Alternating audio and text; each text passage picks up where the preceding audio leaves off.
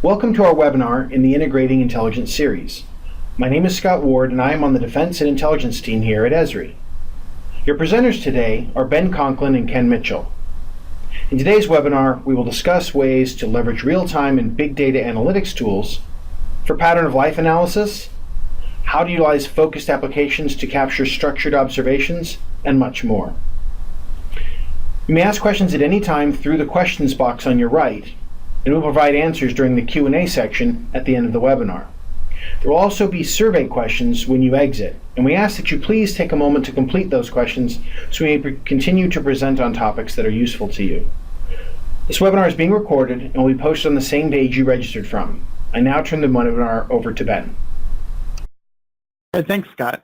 Good morning or afternoon, depending on where you are in the country or the world, possibly even the evening.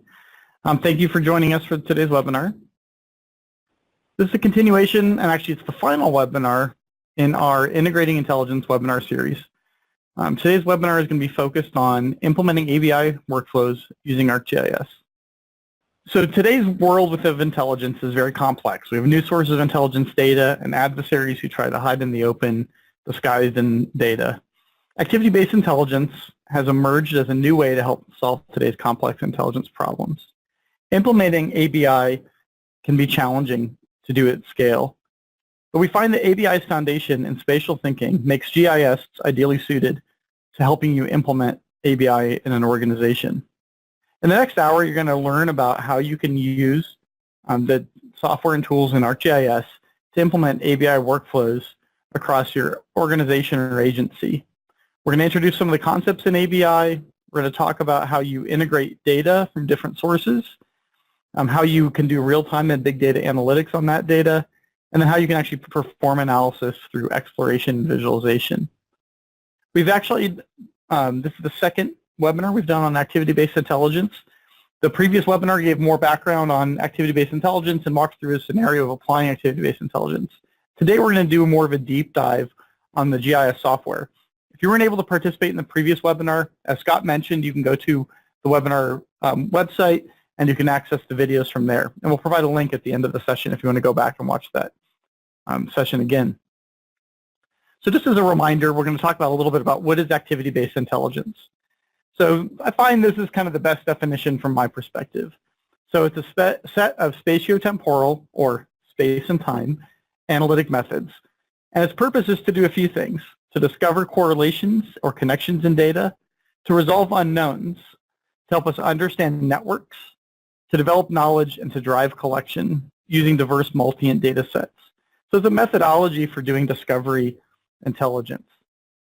What do we mean by discovery intelligence? So in traditional intelligence methods, you often had a known location or target, or you had a known behavior and signature that you were looking for. So in the case of, let's say, a missile silo, we know where they are in many cases, and we know what the signature might be for, let's say, somebody fueling up missiles or getting ready for a launch. We know what to look for. In that case, we would just monitor. If we knew what we're looking for, but we didn't know where it was, we would search for it, and that kind of activity. So with ABI, though, we're dealing with this problem of what's called the unknown unknown, where we don't know the location of the adversary and we don't know what their signature is, and we're trying to find that. We're trying to find that through a disciplined method of discovery intelligence, discovering the unknown, finding that needle in the haystack, so to speak. So this method of ABI fits into the traditional intelligence cycle, but it shifts the focus. So in traditional intelligence, the collection assets were rare, and we need to focus most of our time on the tasking and collection of these assets. Where should they be collecting? And using that precious data that we get from these finite assets and processing and exploiting it, and spending more of our time there. Now with ABI, we're dealing with a world where much more data is coming from a variety of different sources. We're getting a much larger volume of data. The emphasis isn't on tasking and collection anymore. It's now on processing and exploiting the data in order to make decisions and understand it and to discover new patterns and trends. Inside of ABI, there's really 4 pillars that are key for ABI. So the first pillar is georeference to discover. So it's what makes ABI inherently a spatial problem. The first challenge of ABI is to have a single method to manage and correlate multi-intelligence information. The only common framework we can apply to all information is space and time. All activity occurs at a place and at a time. We can use geography as an organizing principle to help us correlate information and enable us to discover key events, trends, and patterns in our data. By managing our information in a spatial temporal construct, we can apply robust analytic tools to the data. We can use time-tested techniques to capture and curate data, as we're going to see later in the session. The second pillar is data neutrality. So in the past, generally classified data sources were prized over open source or unclassified intelligence information. But instead, we need to actually have a practice of integrating all data regardless of its source and not prizing one source highly over another, whether it's social media data or classified SIGINT or human reporting. The third pillar is integration before exploitation. This addresses the challenge of moving from a world of single source exploitation to a true integrated multi-environment. Traditionally, analysts exploit their individual intelligence sources before correlating them with other data. This results in many significant activities being overlooked because the separate data sets are not interesting in isolation. Instead, you need to integrate the data before you exploit it to find correlations and patterns in the data that didn't exist. The fourth pillar of ABI is sequence neutrality. Sometimes the answer arrives before you ask the question. Sometimes the answer arrives before you ask the question. So that's probably the most vexing problem in ABI. Oftentimes you don't actually know what the question is before you can actually start collecting data. If you know the question, it's already too late. You need to actually have already been collecting data. So you need to be able to go back in time. So what you need to be doing is collect data in a way that you can actually analyze it and exploit it all the time. And then as questions arise and as you understand more, you go back in time. So key concepts like incidental collection enable this. So ultimately, these pillars are very important and they're a key part of ABI. And if you want to learn more about how these apply, you can look back at our previous webinar. But we're going to spend most of our time on today is actually talking through what is the enabling technology that you need to use to kind of bring these pillars to life and make them available to analysts in your organization. And I like to think of these pillars in kind of four areas. There's geo-enrichment, or the ability to bring in data, condition it, and connect it to other information. Real-time and big data analytics, which I see is going hand in hand in making useful actionable intelligence out of ABI data. Application frameworks, so apps that let us actually enable individual analysts or individual workers in our organization to actually use this data and explore it and understand it. And then finally, we have what we call an intelligence enterprise. Everything we're talking about today requires an enterprise approach, meaning an approach that impacts every analyst in your organization and not individual systems or applications. This has to be something that works across an entire agency or organization. Why does that matter? So in every intelligence organization, we have analysts who specialize in specific areas, specific sources and specific types of intelligence, whether it's geospatial data, imagery, human intelligence, signals intelligence, or all source analysis, which brings that together. And those specialists need to be specialized in their individual data sets, but they need to work together in what we call this multi-ent way, where they're combining intelligence sources so everybody has access to all of the other intelligence. In order to make that possible across an enterprise, you need a data environment where these analysts can work. And we call this that spatial temporal data environment, or in our world, the ArcGIS. So this provides an environment where we can manage data based on space and time, which helps to integrate this different information together. And it leverages specialized servers on the back end. So servers that might be serving up analytic services, maybe our servers, multiple servers serving up foundational intelligence data, or servers that are integrating and bringing in real-time reporting. And we're going to spend quite a bit of time talking about those different kinds of servers and how analysts work with those. So for those of you who are still kind of wondering, what is ABI? I like to think of it this way. This is probably the easiest way to think about it. It's really the follow your nose or kind of detective method of finding important data, important intelligence information out of raw data. And we follow this pattern that's fairly easy, maybe slightly hard to say, which is who, or where, who, where. So all that really means is start with what you know. If you know who you're looking at, then you want to look at where they're going and who else they interact with. If you know the where, the location, you start with the location, you find out who is operating in that area and where else they're operating. But in every case, what you're doing is an iterative process. You're starting from something you know and then extending your knowledge with things that you don't know, looking for important information, and continuing on through that process. And so it's a fairly straightforward process, but what makes it hard, of course, is the different kinds of data that you're needing to integrate in these workflows, and then also the ability to understand and sift through all that data to find the important nuggets of information. So how do we do that? Well, we start off by integrating the data together. And location is how we integrate this data. It uses a simple logical model, which we call a map, which everybody understands and can relate to. And it creates a common language for how you actually can understand this intelligence information, whether it's imagery, whether it's data coming from observations, foundational intelligence data, big data, etc. That data is coming into the system and it's being organized together, but it's in a distributed fashion. So the data can kind of live in different parts of the organization and be brought together dynamically into a map and environment. And we go back to that first pillar of ABI, which we call Georeference to Discover. Let's talk a little bit more about what that means. It means to take our data, whether that may or may not have a location built into it, and finding the location out of it. So in some cases, that might be directly happening. We have a sensor telling us its exact location in terms of GPS, and we're going to put it on the map. In other cases, it might be more indirect. It might be looking at things like words inside the content itself, where somebody's talking about a specific location. It might be some metadata like the biographic profile of a person, and we use that location of that person to tie that data to the ground. It might be, second phase, so it might involve this indirect method on what is the subject or what is the topic of the content. When we georeference it, we also need to look very specifically at the context. So in addition to putting the kind of dot on the map, like we like to say, we also want to see the context of that report. So we want to know things, for example, what kind of activity is the data referring to? Is there a discrete activity that somebody's doing that we've identified? What is that context? So where is that entity or that report happening? What kind of biographical information do we need to know about the person that that activity is referring to? And then also, how are those entities related to each other? So in addition to knowing where something is, we also want to know what they're doing, what's the context of what they're doing in it, who are they, and how are they related to the world around them.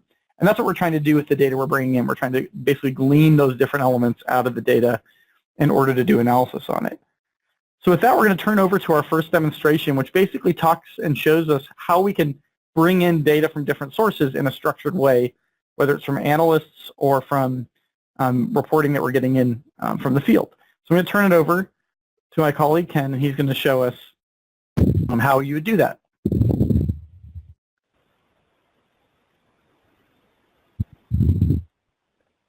Thank you, Ben. So compiling and creating structured and unstructured information is something that many organizations and analysts do on a daily basis. It provides the pertinent information about the entities or transactions that further analysis and aid the decision process. Now, there are many ways to capture structured information, such as a geoform, which is in the right-hand side. This is a configurable application that provides an analyst the pertinent fields needed to capture the information. With this, we can use a geoform alongside our analytical process and not necessarily have to take away. And as an example, an FMV analyst can use their video exploitation sources that they like to use, but use the geoform in addition with it. For this example, we're taking a look at a video feed over a oil refinery. And we're looking at it for reconnaissance purposes in order to conduct a pattern of life. Now, as the video feed goes on, if we saw something pertinent, we want to make that observation structured and available to all. Now, I've filled out the forms already, and I'm going to go ahead and click Submit.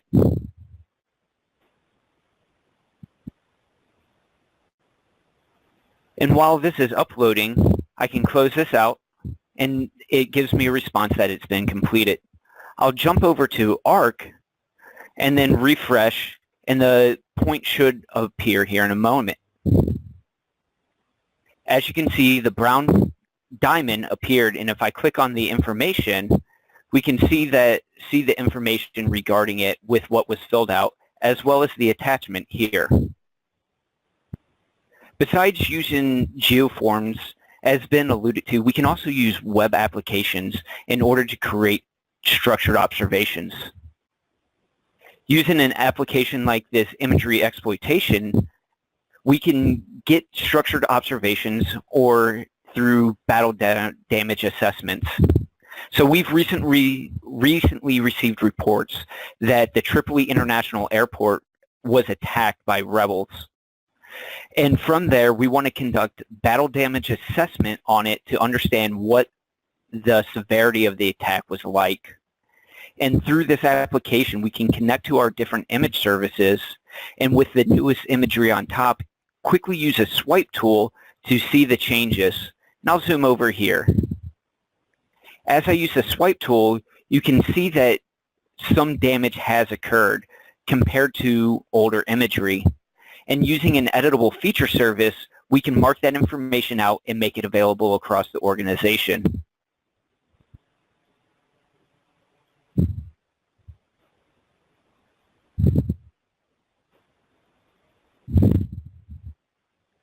And then just give it a second and it will take place.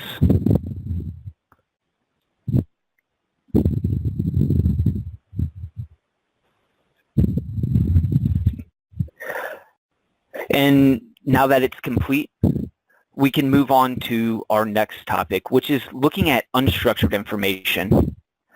With unstructured information, a lot of times it requires analysts to dig through to find the coordinates in order to bring it into the map and then sort through it to find the relevant information. Using an extension called LocateXT, we can simplify that process by adding in that information into the LocateXT drop window to create the feature.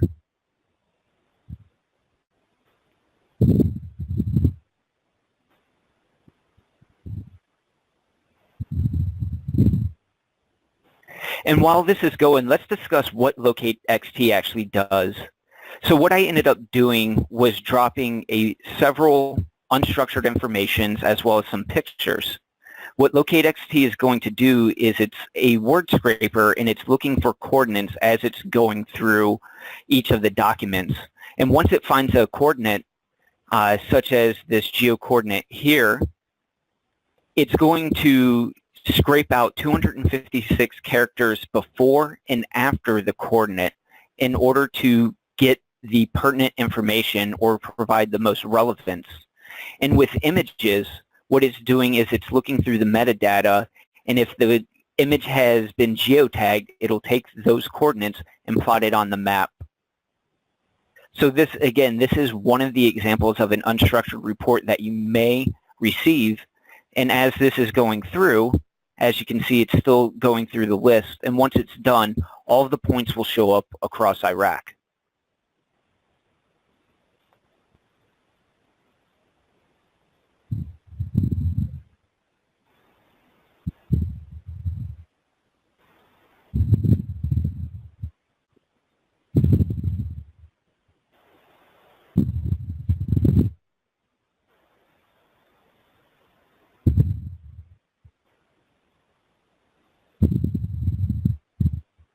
And if I select on one of the points, as you can see, it took the coordinates right there.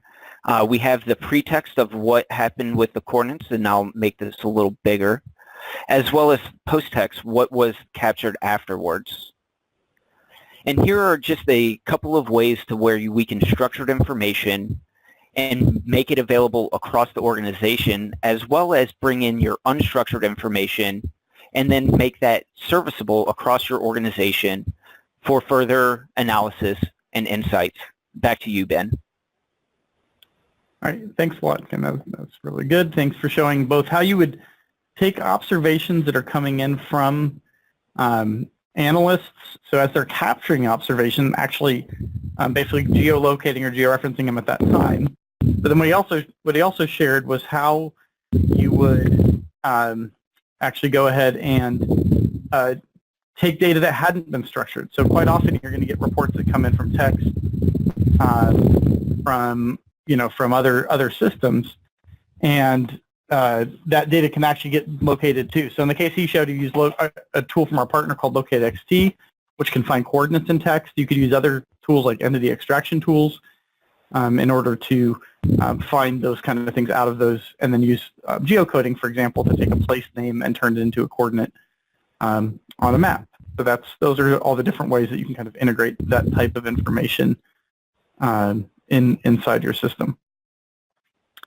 All right, so let's talk a little bit about that idea of data conditioning. So there's lots of different conditioning you might need to do to different kinds of data. So text data, we mentioned that idea. You could do entity extraction. You could be looking for things like named events. You could be looking for things like coordinates.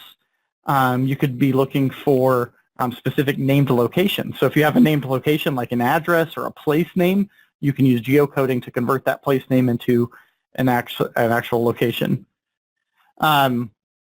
Then from still imagery or motion imagery, well, an analyst, a trained analyst, professional analyst needs to extract information from that. And that might be lots of different things. It could be specific locations of vehicles or buildings or roads. For motion imagery, you can actually get tracks, which would actually be the places along the way that somebody might have traveled. You can get specific activities. Is this person digging? Or they, what are they actually doing? You can get specific materials out of hyperspectral imagery, specific kinds of equipment out of infrared imagery. Out of financial transactions, you could get account numbers, identities, amounts, locations of where those things are happening. So different kinds of data are going to give you different attributes. And that's basically what you're trying to do is just find those specific values out of the data. In addition to that, you might use data like radar data. So you might get MTI tracks, which is moving target indicator data, for example. So there's a variety of different kinds of data sources you might bring in. And basically what you're trying to do is get the types of activity out of that data and into a structured form. And in doing that, you're going to be looking for specific kinds of activity. You might be looking at single people doing a lot of different types of activities. You might be looking for people meeting each other, so person-to-person activities, or people to vehicle, so a person driving a specific vehicle, a person in a facility. You might actually have just vehicle information. You may not even know the person. And then, of course, you might have things like activities like troop formations at a larger scale. So it's not individuals, it's groups, it's convoys, it's parade routes. All those types of things are activity you're trying to gather. And you want to gather that in a structured way. And then you can use tools to do things like machine learning and neural networks in order to get some of this stuff automatically out of those systems. Inside of ABI, I just want to talk a little bit about, when we're talking about this data, what are we really talking about? We're definitely talking about activity. So we're talking about data which represents an activity at a point in time on the ground. We're talking about events and transactions, whether those are physical or logical events or transactions. So somebody giving money to one person to another, that might be a logical one. We're also talking about then context and biographical information. So information that surrounds that activity. What's happening in the area, what kind of location is it, who was doing it, etc. That's a ton of the information we use in this. And then relational, how does this information connect to this other data? So how do those things connect to each other? And those are all the kinds of data we're talking about in activity-based intelligence. When we talk about entities, I think the other thing you need to consider is it's a somewhat complex issue. Entities are observed through proxies. So when you're capturing data, you're not capturing the person you're observing, you're capturing their proxy. So their proxy might be things like biometrics. This is their fingerprint, or this is their retina scan, or whatever, their DNA. Or it might be things that are low durability, like this guy drives this vehicle. So when you're capturing this data, you're really trying to capture the raw observation and then connect it back to the entity. And that's a process called indexing, basically connecting entities to these proxies. And so you connect those things together using in your database, relating those things together, and whether it's a graph database or relational database. And then you connect those entities together. And what you're doing the analysis on is on this resolved entity. So this entity that is resolved from all these separate observations or separate connections in the data. And when we talk about the idea of bringing this data together, we showed the idea of, okay, let's take individual documents, process them, make data sets. That's something an individual analyst might do. But in an enterprise scale, how do you bring in unstructured or semi-structured data? Well, one example of that would be plugging in specific databases that are designed for that kind of data. So our partner, MarkLogic, has a database which is designed for this structured, semi-structured, unstructured data. It can integrate that data together, and then it can present it to us in a way that we can then use it in the GIS. So it'll maintain those relationships, it maintains the location data, and we can integrate it directly into GIS. So you can connect those systems into your GIS system in order to then use it for analysis purposes or visualization purposes. So it's not just about putting data into what we call a traditional GIS database. It can also be about integrating data from document databases. When we talk about these ABI analytic workflows, we're kind of introducing a new pattern that I think is important to understand. So I think traditionally for GIS analysts, when you're doing this analysis, you tend to think in the form of batch analytics. What I mean by that is you take all this data, you bring it down to your computer, and then you run analysis on it, and you get a result, and then you share that result. Now, in this ABI context, that's not enough. So you have a few problems there. One problem is that the data is generally too large. You can't bring it down to your individual computer to process it. You have to whittle the data down too much for it to be useful to do that. The other problem is that you want to make this actual intelligence information actionable. Most of the time when you're tracking these activities, it's about real-world threats, and you want to be able to act on those threat information. So what you really want to do is real-time analytics. And we've been doing real-time analytics in GIS for a few years now. But where I think when we look at ABI, it's about combining these two things together. So it is about applying analysis in real time, but it's also about taking that real-time analysis and comparing it to historical data. So looking for patterns and trends in the data. That's where the batch analytics happens. And combining those two techniques together. So bringing in raw feeds of data, doing batch analytics across all the data, but also doing real-time analytics. And then pushing that data out in the form of alerts, so things that are happening in real time, but also doing predictive analytics and doing forecasts in the future. So how do we do that with our GIS tools? Well, we use ArcGIS Enterprise, which is the server technology. So to do any of this real analysis, you need to be doing this stuff on servers. So using the power of the cloud, using big data computing technologies, that's all stuff that happens in servers. It happens on server technology, and not desktops. And the technology that we have to support this is ArcGIS Enterprise, which has what we call the GIS server and portal, which is how we serve up maps and how people get access to applications. But the main things we're going to be using is our specialty servers, the servers that are built for real-time analytics and for big data analytics, which is our GeoEvent and GeoAnalytics servers. That's where the analysts are going to do most of their work to support ABI workflows, is build out models and processes on top of these servers that process the data, analyze it, and provide us results without moving the data around on the network. So this gives us a way to do this analysis directly on the data and then use simple apps to access the information. So first we're going to talk about it from the real-time perspective, and then we'll talk a little bit about the batch analytics that we do on big data. So in the real-time perspective, we have our GeoEvent server. And GeoEvent server is really about integrating real-time streaming data. So anything you can think of that would be a streaming source. And we use the term real-time here somewhat loosely. This is just data that's happening in time, in the space and time, and coming back to you. So it might be somebody wrote a report and sent it to you, right? That might be it might be a data source. It might be that you're actually capturing social media feeds. Those are coming in real time. It might be sensor feeds. Those are coming in real time. But it can be any kind of data that's basically being updated over time. It could even be observations that are being captured in those geoforms we were looking at earlier. And it's able to do continuous analysis on that data, and then it's able to push that data out to different people, whether that's in the form of alerts or even just to save the data for future analysis. When you're working with real-time data, there's a few definitions that are important. So there's a few things. So we basically work with events. We call GeoEvent definitions. So there's different kinds of events that process through the data. We have outputs, so data can go out to many different systems like feature services. We have inputs, we have a different kind of data that comes into the system. And the thing that does all the work is what we call a GeoEvent service. That service is an analytic model, but that model runs on data in real time. So it's just like models you might be used to in a regular GIS analysis, but these are analysis that run on data in real time. And we apply these real-time analytics through these GeoEvent services. And what we do is we build the service in what you see is what you get, drag and drop experience. We put in specific processes that will apply to the data or specific filters that apply to the data, and we can push data out to many different sources. So there's a lot of different examples I can give you for this here in a minute. I think one of the key things to understand is the kind of analysis you can do on data in real time. There's a lot you can do. There is what I'd say is traditional kind of data manipulation tasks, field calculations, field enrichment. There's kind of geoanalytics of tagging data with what's around the data. There's things like creating buffers and analyzing data, creating ellipses on data, which is a very common need in kind of signals intelligence data. Getting location, so if you have a place name but you don't have coordinates, going out and finding the location, tying those coordinates back. So there's a number of different functions of processes you can do on the data. So let's apply this kind of concept inside of an ABI workflow. So a common workflow in ABI is what we call pattern of life analysis, looking at where people are going, what they're doing, and understanding the context of their activities. And when we're talking about ABI, we're talking about integrating lots of different intelligence data into those contexts. So I kind of categorize those into three general categories.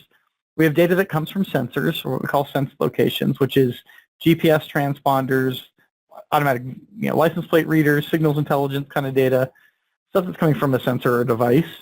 Then we have what I call volunteer location. That's where the individual you're monitoring is voluntarily sharing their data. Maybe not intentionally, but they're sharing it by doing things like using their credit card at a specific ATM or checking in on social media or things like that, geotagged photos.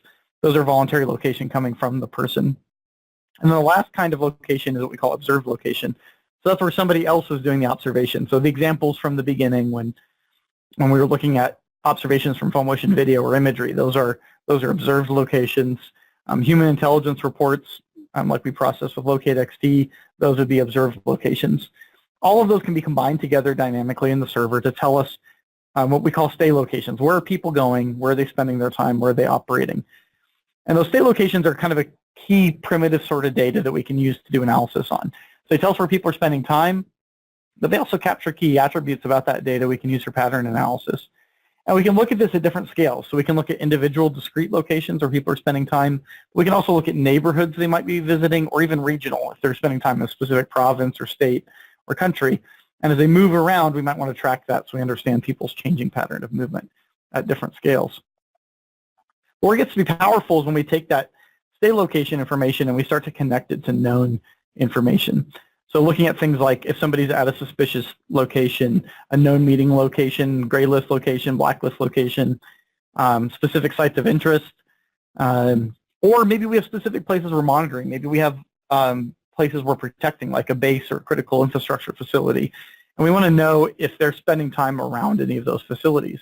So we can tag that data with that additional context information and use that for our analysis. So as I mentioned, we're looking at specific kinds of places. We're looking at suspicious locations like home, work, or meeting areas, points of interest like places of worship, restaurants, internet cafes, etc. And when we look at these suspicious locations, one of the things we're trying to do is we're trying to use this element we call discreteness. And this is a concept in ABI which is saying, not all locations are equal in terms of telling us something about somebody. What we're trying to find is places where people go that might tell us if they're connected to somebody else. So for example, if you go to the grocery store, you're not automatically connected to everybody at that grocery store. You don't necessarily know them, you're not interacting with them, they're not necessarily closely affiliated with you. But if somebody comes to your house, they're more connected to you, right? That's a stronger connection. So that's all we're really talking about here, is that there's discrete locations, which are very restricted to specific people, a military base, a military facility. There's non-discrete locations, which are things like the grocery store, public market, squares, where there's no connection. And so what you do with these suspicious locations is you use those discrete locations to find connections, to establish connections between people who might have been at the same place at the same time or close in proximity in terms of space and time. And we use that to do analysis and to figure out connections and to grow our knowledge of our network. So as part of that process, we analyze our data in real time. We bring in these sense locations, we identify these stay locations, and we do that through our GeoEvent processor. So I'm going to talk about one example of that is just say GPS data. Let's say we have somebody's phone is transmitting their location, which is a common scenario. And when they're transmitting their movement, you're seeing them move around, you'd capture their tracks, but where you're interested in is where they stop. So we can use two specific processors in GeoEvent to do that. We can look at gaps in transmission, so if they've stopped transmitting for a period of time, or idle, meaning they've stopped moving. They keep transmitting, but they've stopped moving over a certain distance. When they do that, they sit at a location for enough time to meet our threshold. We identify that as a stay location. So it's a very simple process we can apply to the data to go from raw sensor data to a useful piece of information, the stay location. Once we have the stay location, we want to actually tag it with those suspicious places and monitoring locations. And we do that using GeoEvent processor. We use a few different tools for that. One of the things that we're trying to do in that is we want to figure out the order in which people go to a location. Actually, I'll move back to this for a second. So one of the things that kind of research has shown is that people's behavior is kind of predictable, not in the time of day, but more in the sequence. People typically go to work, and then they go to the grocery store, and then they go home, or something like that, right? That kind of example. So typically, if you're left work and you went to the grocery store, you're going home next. That would be an example of predicting somebody's location. And we can use GeoEvent processes to figure that out, to figure out not only where somebody is, but also what the order of something is. So we can look at previous locations and new locations and use that information in order to calculate kind of the sequence. Where do they go first? Where do they go next?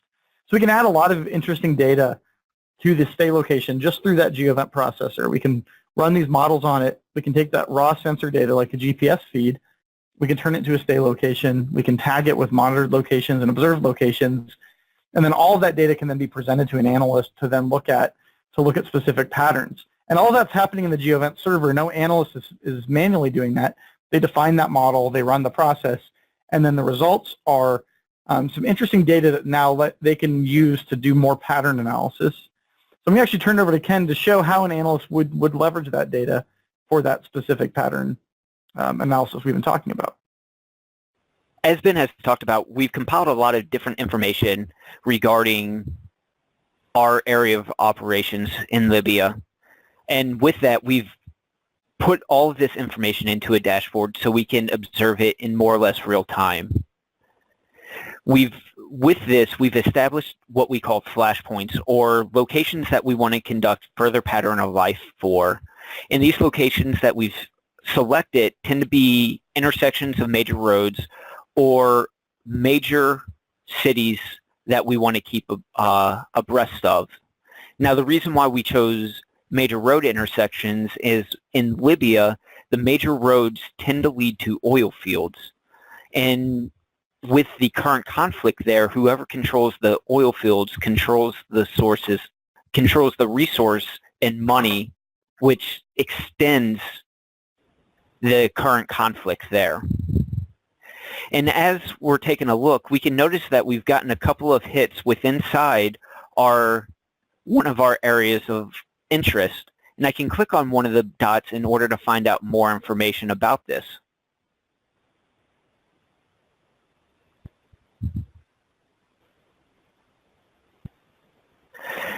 With this, we've noticed that there's a gentleman by the name of Misra Halata. And we're going to actually use him as an example to conduct further pattern of life and kind of understand what this individual has been up to. So I'm going to zoom back out to our AOR, unselect it, and then use one of our predefined query filters using his name, and I can execute it. We can see that a lot of his activity has been selected along in the northwestern portion of Libya, as well as a couple throughout, one in Misrata, as well as our one flash locations. The area that we noted within the geofence, excuse me, and now that we see Misra is located up north, let's go ahead and zoom up there to kind of see what his pattern of life is. And I'll go ahead and clear out so we can take a look to see what's kind of around. We have a couple of buildings that we've noticed, and there's one particular building over here. We have something like the Soldier Restaurant, government meetings, and we can kind of take a look at this, and then we see that Misra has been there multiple times, and we've noticed that we've gotten some other hits here as well. By just doing this, we can mark this out as a monitor location to kind of see who's coming and going. Additionally, we have near it is the location of a military base in which he's also been pinged at as well. So by just doing some of this pattern of life analysis, we have a better understanding of where Misra likes to go, as well as where he potentially works at because of being at a military base. And with that, I'll pass it back to Ben. All right, yeah, thanks, Ken. So that's exactly what we did there. Is we were just using the pattern of life information that we captured automatically, and then an analyst has this kind of analytic dashboard they can go to look at the data. You can see how they could drive alerting workflows. If you have specific individuals you're tracking, you might just want to be alerted when they cross into those specific areas, or you can use it in that more kind of analytic mode where you're just going and looking for specific patterns and trying to figure out and draw those connections between individuals. So that's an example of how we kind of leverage that real-time analysis. Now what we're going to do is we're going to move on to from just the real-time analysis to the more deliberate analysis, so beyond alerting. So where do we go beyond alerting in our intelligence workflows? Well, there's a lot we can do, and each one basically has more analytic effort required, but then ultimately gives you more advantage, right? Can give you more predictive capability, more ability to understand kind of a complete situation. So you can kind of take this as far as you want, right? You can basically go from alerting. You can create standard reports. We could create reports about that individual or activity at specific locations. We might want to create specific visualizations of those patterns, like link charts. We might want to actually then go in and do actual forecasting and anticipatory analysis. What's going to happen? Where will this trail likely lead us, right? And each of those things takes more effort, but it's going to follow this kind of same pattern of what we're doing. So the first thing I want to mention is this idea of we can actually do more than just bring in observational data. I think a common kind of mistake made often with intelligence data is to use it as its raw observational data. What you really want to do is connect that data to the world around it. And we call that process geo-enrichment. So taking observation data and combining it with things like social information, landscape data, cultural data, and use that to have context. So for example, there's specific information about a stay location, maybe the kind of neighborhood it was in, maybe economically, maybe there's a religious element to it, maybe there's a cultural or social element to it, maybe somebody belongs to a specific tribe, and it would be unusual for them to operate outside of their tribal boundaries. Those are the kinds of things that you can do if you add context to the observational data. And that's where a lot of the really rich analytics is going to come in, is after you've enriched the data. And now, once you've done that, we can start to do what we call kind of big data spatial analytics. So using big data technologies like machine learning, but applying them in a spatial context. So looking at densities and summarization, looking at statistical outliers, things like that inside of our data. And whether that's vector data or raster data, we apply these analytic tools to that data. And the way that works, just want to kind of highlight this for a minute, is you have all your data stored on your server. It can be stored in a variety of different, what we call data stores. It can be stored inside of a relational databases. It can be stored in kind of big data file systems like Hadoop, HDFS. It can be stored in specific big data stores like MarkLogic, like we were talking about earlier, relational databases that we mentioned, and also our spatial temporal big data store, which is based on Elastic. And then we have servers that are able to process that data. So the data gets connected and registered with your server. Once it happens, the server can now run analysis on the data. The key thing here is the server is basically close to the data in the network. And it can run analysis on that data. It stores results in the data store, and then it publishes that data out as a layer that you can integrate into applications and do additional analysis on it. So often what you'll do is some kind of reduction of the data set. You'll take that reduced data set and you'll do some additional pattern analysis on it. And that server has a rich collection of analytic tools. So as I mentioned, they kind of fall in these categories of tools for summarizing our data, tools for finding locations, so looking for existing locations or similar locations, pattern analysis tools like density analysis, hotspot, space-time cube analysis, which is going to show us patterns over space and time, proximity information, like how close something is to something else, and then just some simple data management tasks like extraction of data and joining of data together. And that's where this batch analysis comes in, is running these kinds of tools on that data to create derivative data sets. In addition to that, then you also have the need to, what I'd say is kind of this data exploration and analysis, so exploring the data, looking at it in a variety of different forms in order to find the pattern as an analyst and produce these analytic results. And we have an interface for that that's designed to work with this kind of data that's stored on a server and can give you a lot of different visual outputs that lets you do this exploration. So we like to think of this as kind of a spatial BI, spatial business intelligence, where we're applying business intelligence techniques, but in using space and time as the key asset to that. And what we're going to do is we're going to actually just go ahead and show you that, and Ken will kind of do the last demonstration, showing us how insights for ArcGIS can be used with this kind of data to look for patterns in data.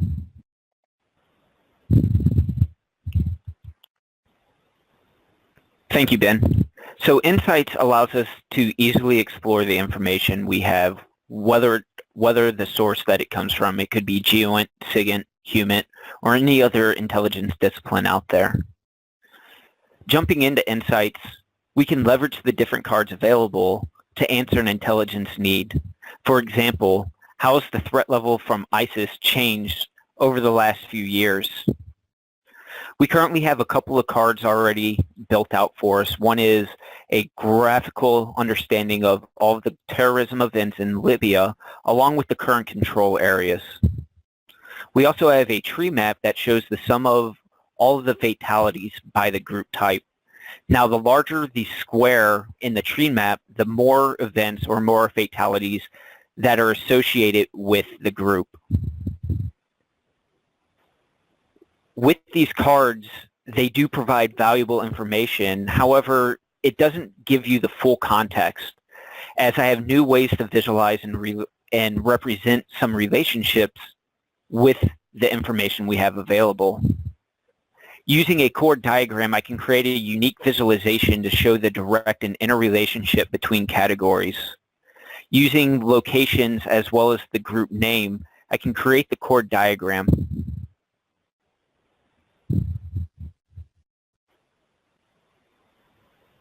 The results of the chord diagram arrange the categories in a circle with the lines, or what we call chords, highlighting the relationships. The thicker the line, the stronger the relationship a group has with a specific region. And this allows us to see where the groups are the most active. And currently this chart is telling me that, say, ISIS from Tripoli has the most connections with Sirte. And if I was to click on another group, I can understand and see where they're at, such as the Muslim fundamentalists have been most active in several different cities, such as Benghazi, Darna, Sirte, and Tripoli. Now, I can continue to build out the current relationships by adding in another card, such as the data clock itself. By using the data clock, I show the distribution of the data over time in 2 dimensions, and this will help us answer our question, but also provides a way to examine patterns that may have been missed. Using the Global Terrorism Database, I'll create the data clock using the day of the month and the year.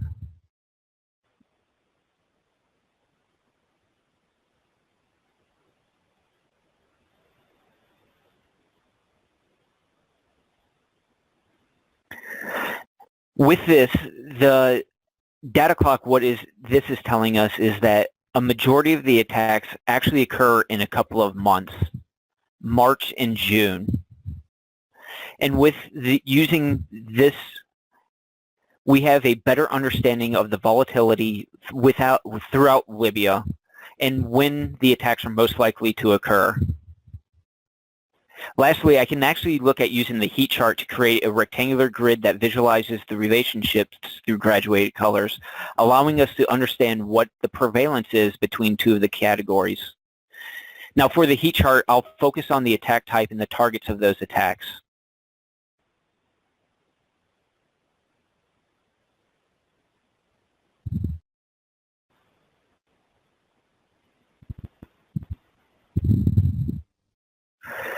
And with this chart built, what this is allowing me to understand is not only what the most common types of attacks are, which are highlighted in the deep purple, but who the targets of those attacks are. Based on the information here, we can see that military and civilians are the most targeted individuals, with bombings and explosions being the primary source of attack for their methodology. With using insights, I can save this information out and share it across the organization, as well as the tradecraft behind the cards with the organization as well. I can embed this information into a story map along with all the other type of analysis that we conduct as a way to provide that pertinent information to decision makers and other analysts. Going through this story map, we can see that we can embed the insights document into our story map, as well as start to provide other information that we've discussed and discovered. Back to you, Ben. Thanks a lot for that, Ken. That's great. to show the different ways we could visualize. So all this data coming in, we can look at and visualize in a variety of different ways, that gives us ways to find patterns in our data, and it can be different scales of patterns. In that case, we're looking at patterns across individuals or groups. It could also be looking at patterns of an individual activity. In all cases, this is the same kind of tools you'd use to do that exploration analysis. And you see the different visualizations let us explore the data in a variety of different ways in an interactive fashion. So instead of just batch analytics, but actually that data exploration. So, we went over quite a lot of material at ABI. I want to remind you that we have a whole nother webinar that kind of was more of an overview if you're interested more just generally about activity-based intelligence in general. Today, we really focused heavily on the enabling technologies. So we use those 4 pillars of ABI. We focused in on our geo-enrichment, so enriching our data with context, using real-time analytics and big data analytics to combine those two together to do analysis on the data at a kind of machine level. And then we leverage a variety of applications, and that might not have been entirely clear, but every time you saw us bring something up, the Geoform, the dashboard, the Insights app, we're looking at the data through a variety of apps, and there's a number of apps. We didn't go into really almost any of them. We barely scratched the surface of the kinds of apps we could use. I mean, another example of an app was we built a purpose-built app just to do that battle damage assessment. And we did that really easily without having to have a developer do it. But it let us have apps that people could use in a focused way to contribute information in as part of the analysis or to view the results, like in the story map at the end. So that's really the power of how you bring all this information to life, is in a variety of applications. And all that rests on what we call an intelligence enterprise. So an enterprise where intelligence information is being shared in a dynamic way through services and being integrated in a way that people can understand and analyze it, which we call maps, right? That's the interface that people can understand to relate this data. So with that, we're going to turn it over to go ahead and take some questions. We're going to start that in just a second. If you have questions, enter it in the question box, which you see in the GoToWebinar control. Go ahead and start putting those in now. We'll answer a few questions before the end here. If you do jump off early, I just want to make sure I mention a couple of references. So we have, if you want to stay in touch with us on this topic, you can join our defense intelligence community on GeoNet. We'll have discussions and blogs there. If you want to look at any of the kind of apps, you can start with our defense solutions, which are focused apps for the defense community. And actually, if you want to see any of the previous webinars in the series, you can go to that link there and look at the previous webinars. We've had a number of webinars on those apps and on integrating activity-based intelligence workflows, in addition to just workflows to take your GIS professional workflows forward as well. We're going to have a whole nother series of these webinars starting next year. This is the last one in this set for this year, but if you want to sign up if you sign up on that webpage, you'll get invited to the ones that we have that'll start off again in January of next year.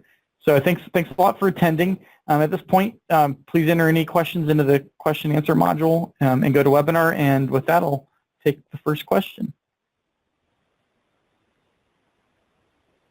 Thank you, Ben and Ken. Now we'd like to give you all the opportunity to get your specific questions answered. Please use the questions tab on your right to type in your questions. You will answer them here live. First question I have from John Perry is Location XT.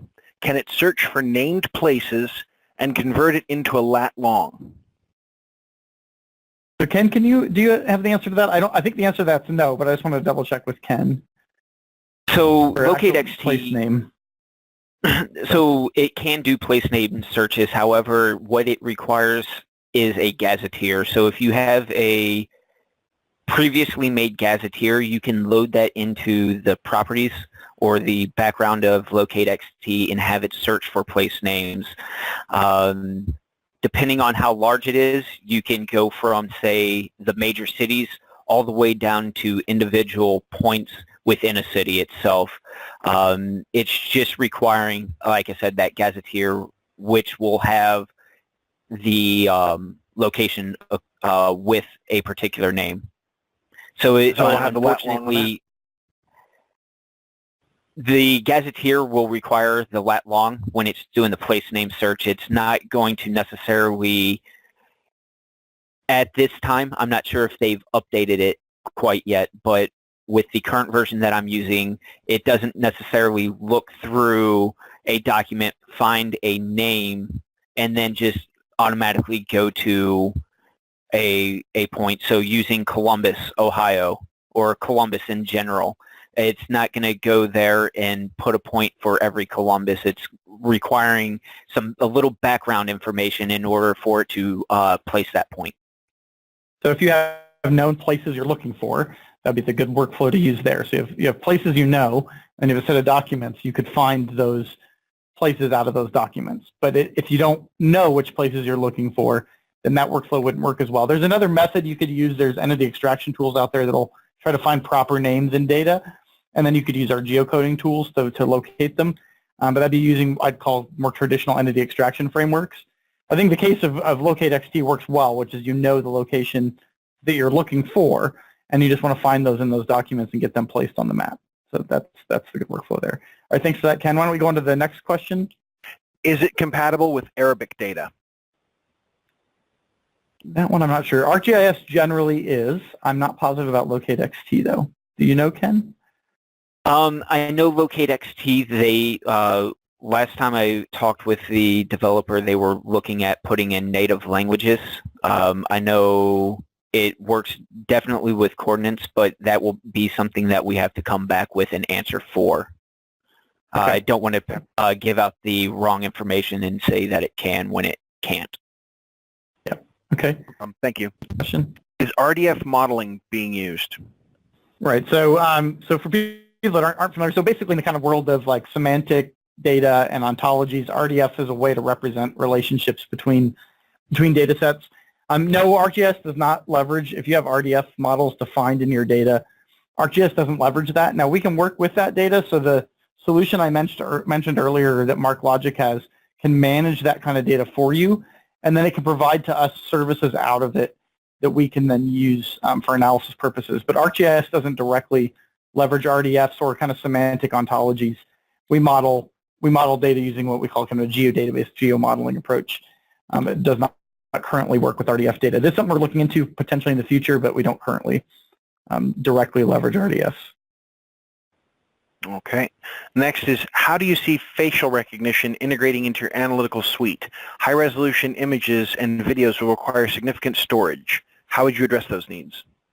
So it's a good question. So when we talked earlier about data conditioning, right, there's lots of different kinds of data that you might extract geographic information from. It could be video. We didn't mention facial recognition. It's a good point of another kind of data. In general, what we do from a GIS perspective is we're not managing that raw data, the biometric data or the video data inside the GIS. You're going to use special solutions for that are purpose-built for that purpose. What you do with the GIS is you feed what I'd call really small data. It's just information about the person, the individual, their activity, and the location into the GIS. So the GIS really takes that metadata, as we might think of it, about that facial recognition. It doesn't do the facial recognition itself. So in many cases, we're not talking about a large amount of data here. Now, we can store large amounts of imagery data. We have solutions for that you could build, if you have a Hadoop file store or some large data store you could dump that data into. But all we need for the analysis is to actually extract the location data out of that. Next is, how is the processing speed of these different tools? Well, it depends. So the real-time tools, I mean, we can handle large volume. It really comes down to these enterprise kind of server tools are really about scaling out your servers based on the kind of data that you're bringing in. So we have a whole series of tools to plan and size your infrastructure. So if you want more information on that, at the end of this, you're going to get an opportunity to have somebody from Esri contact you. We can contact you about kind of system sizing strategies. But the real-time tools we talked about, well, they happen in real time. So the processing happens as the data is coming into the system. You just have to have enough CPU and RAM, basically, to process the data.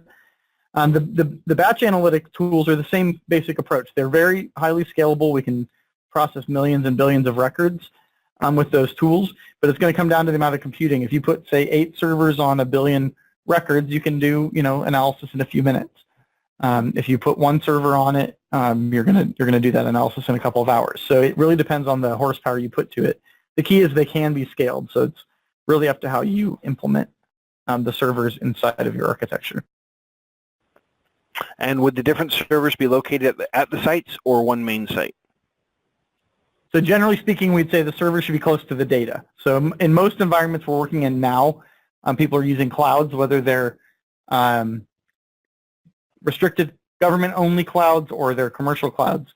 So generally, if you have those, they typically have regions assigned to them. You would put the servers and the data close together. So you'd put the servers in the same region as the data, and that would let the analysis happen quickly. That's really where you want the fast network connection, is between the server and the data. The user can be anywhere. So the user is accessing that data through a web browser, and the data that's being passed through that browser is relatively small. So it just matters about putting the servers next to the data. Typically, it is spread out, so they're kind of federated. Organizations have data in different locations, and they have their servers close to that data, and then we bring those together in a federated way using our portal technology. And that's probably it for questions at this point. So thanks a lot for coming. Scott, if you had anything else you wanted to add to wrap it up? Please fill out the survey at the end. That's it. Thank you.